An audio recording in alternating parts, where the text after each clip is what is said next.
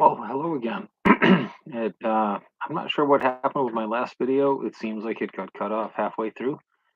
So I'm going to make this video. If it turns out it's a duplicate of the last video, I'll just delete it, or I'll delete the last video and keep this one, whatever.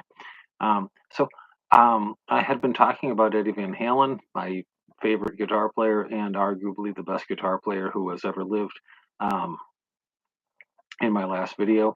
And I'm talking about him in relation to um, his relationship to play. Again, play, games, etc., has been the focus of this channel. Um, Granted, I've had like 5 videos in a year, but that's still the focus.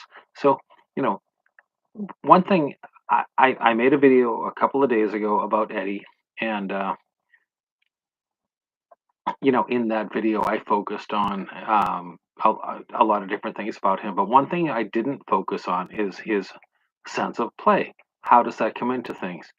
And I thought that was a key oversight. So, um, one thing I wanted to mention about him is that his playing style. It doesn't matter if you love him or hate him or anything like that. He has a sense of playfulness, adventurousness, fun. Um, all of the things that make games and play great. And he has that throughout the way he plays.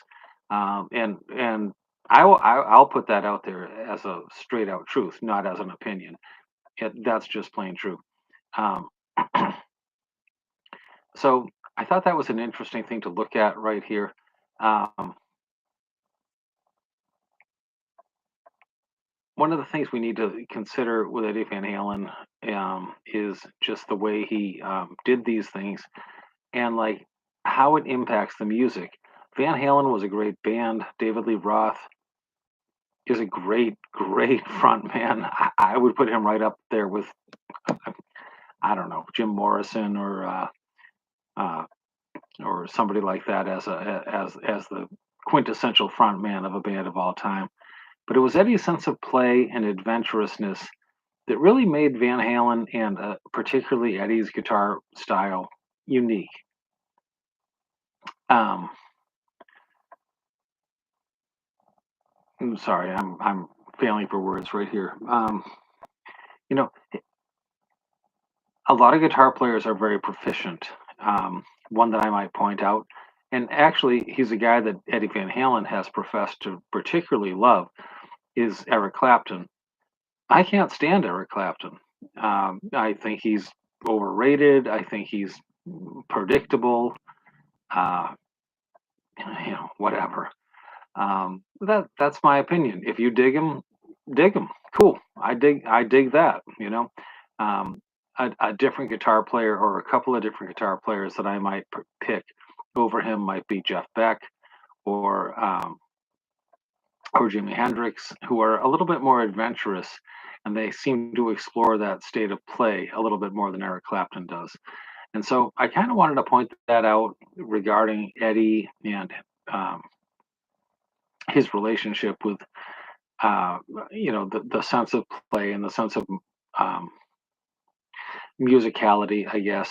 I mean, music can be all kinds of different things. You can be super precise. Look at Johann Sebastian Bach or something like that, right? Or Django Reinhardt. There's all kinds of players that are like super precise, and that's really awesome. When you go ahead and listen to it, it's like, damn, those guys are good. And I don't disrespect that, and I don't.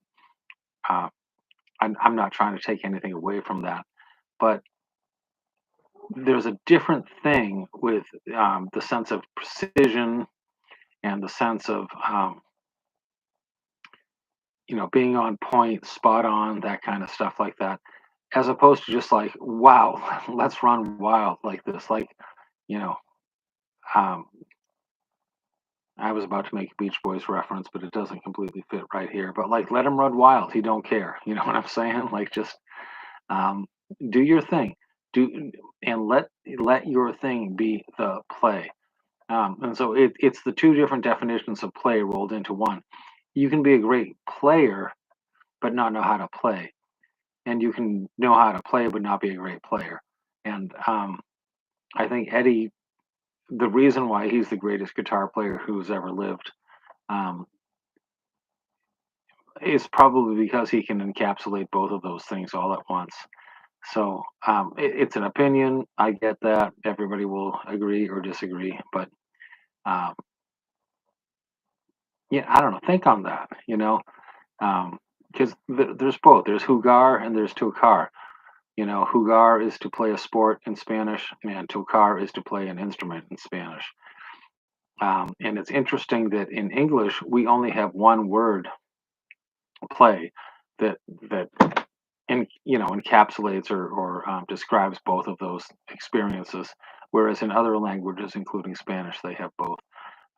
And I think it's important to consider the two different aspects of play. When I go out in the backyard and play frisbee golf with my son, it's a whole different experience to when I'm sitting here in the game room, um, playing guitar. You can see, oop, there it is. Whoa, whoa! How do I do that? There it is. There's my guitar. Over there by myself.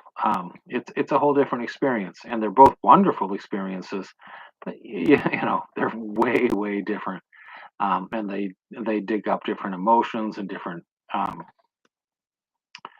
different psychological experiences and stuff like that. So, just a little thought. I wanted to follow up because I made that video yesterday. Um, Hope you all are having a great day, a great week, a great. For me, it's a vacation week, so I hope that's great for you too. And you know, peace out. Do your thing.